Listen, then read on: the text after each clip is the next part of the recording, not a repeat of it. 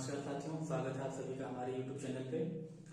जैसा कि आप देख पा रहे हो, आज मैं आपको सिंधु घाटी सभ्यता से किस तरीके से जो हमारा यूपी पेट में है एक क्वेश्चन आएगा, 100% एक क्वेश्चन सिंधु घाटी सभ्यता से आएगा।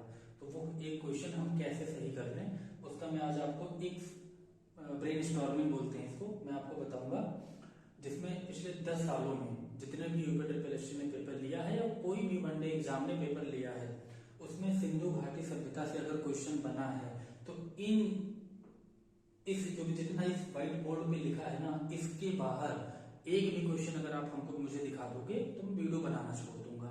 इससे बाहर है ही नहीं कोई सिंधु घाटी सभ्यता में वनडे एग्जाम के लिए। मैं यूपी पीएससी या यूपीएससी की बात नहीं कर रहा हूँ, वनडे एग्जाम के लिए इसके बाहर कुछ है ही नहीं। तो चलिए शुरू करते हैं, जिसमें सबसे पहले आपका आ जाता है कि सिंधु घाटी सभ्यता की खोज किसने करी है। आप एक काम करिएगा, इसको ना ऐसे ही वीडियो पॉज करके या जैसे भी इसको कॉपी में ड्रॉ कर लीजिएगा। ये याद करने का सबसे बढ़िया तरीका होता है। आप ऐसे वन बाई वन लिखोगे आपको नहीं याद होगा। एक बार आप ऐसे, इसको ब्रेन स्टॉर्मिंग बोलते हैं, इंजीनियरिंग के सब्जेक्ट में इसको ब्रेन स्टॉर्मिंग बोलते हैं। एक बार आप ऐसे सिंधु घाटी सभ्यता बीच में लिखिए और जो भी इसके इंपॉर्टेंट पॉइंट है इसको ऐसे पूरे भर डालिए एक पेज पे। उस एक पेज को आप देख के चले जाओगे, आपको सारा वहीं पे याद आ जाएगा। तो सबसे पहला आ जाता है इसमें खोज, सिंधु घाटी सभ्यता की खोज दयाराम साहनी ने करी थी। एक क्वेश्चन तो आपका यही आता है बार बार, एकदम बार बार।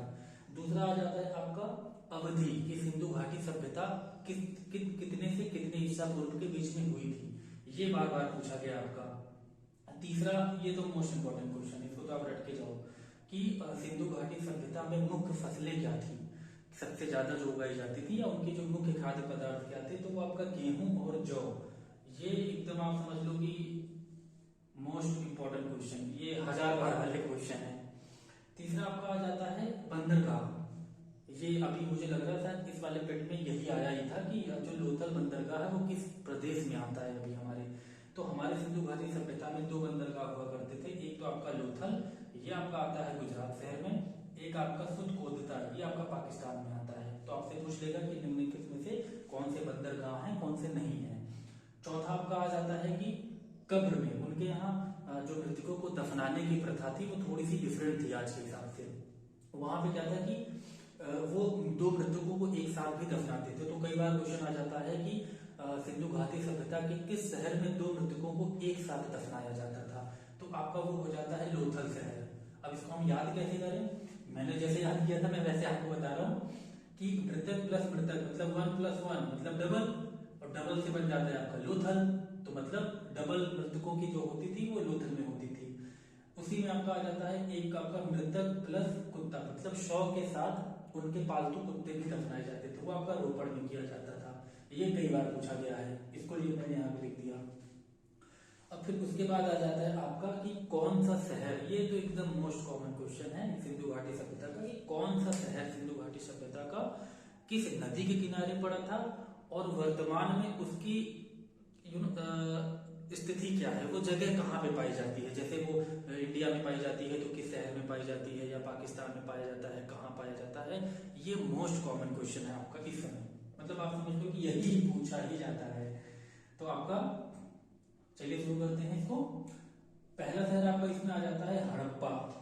हड़प्पा आपका रावी नदी के किनारे पाया जाता है, जो कि इस समय यह पाकिस्तान में पाया जाता है। हमारे हड़प्पा, मैं जब पढ़ना शुरू किया था तो मुझे लगा था कि हमको पढ़ाया जा रहा है तो हड़प्पा हमारे इंडिया में है, हमारे इंडिया में नहीं पाया जाता। हड़प्पा रावी नदी के किनारे विकसित हुआ था, वह पाकिस्तान में। इसको याद करने का तरीका जो था, हड़प्पा के आखिर में पा रहा है, पा से पाकिस्तान, इसको याद करने का तरीका। तो हड़प्पा आपका पाकिस्तान में पाया जाता है। दूसरा आपका शहर आ जाता है मोहनजोदड़ो। यह आपका सिंधु नदी के किनारे हुआ था, यह भी पाकिस्तान में ही पाया जाता है।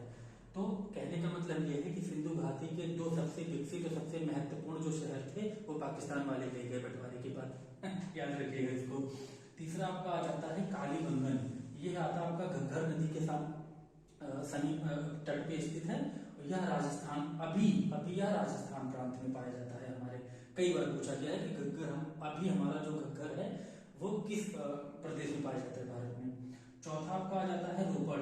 यह सतलज नदी के किनारे है, यह पंजाब प्रांत में पाया जाता है।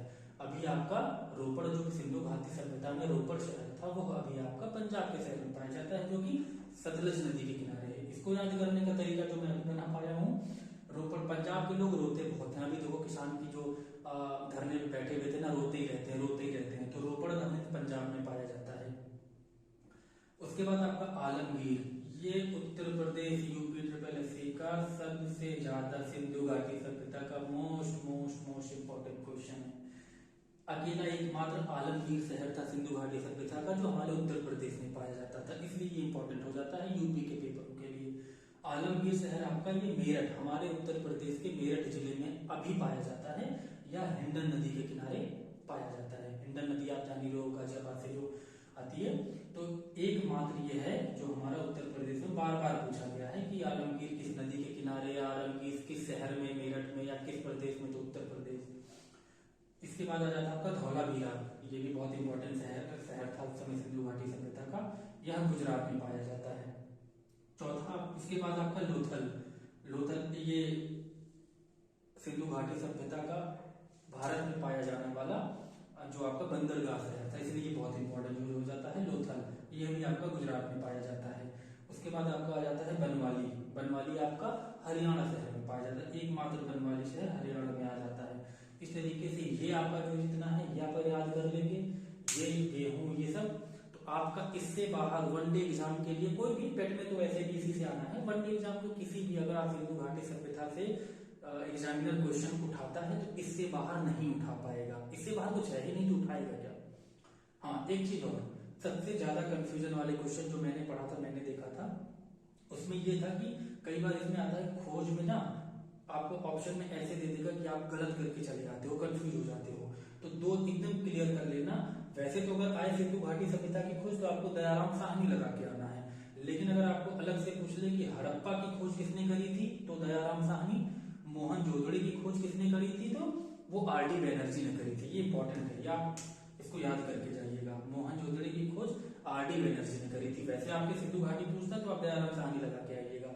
होता क्या है कि मोहनजोदड़ो पूछते हैं बच्चे, वही दयाराम साहनी लगा के चले आते हैं और गलत हो जाता है, तो ऐसा नहीं करना है। ये था सिंधु घाटी सभ्यता। ऐसे ही हिस्ट्री के जो भी जितने भी पेट का सिलेबस है मैं रोज एक वीडियो लेके आऊंगा जिसमें आपको क्या इंपॉर्टेंट पढ़ के जाना है, जिससे आप अच्छे से अच्छा स्कोर कर ले जाओ।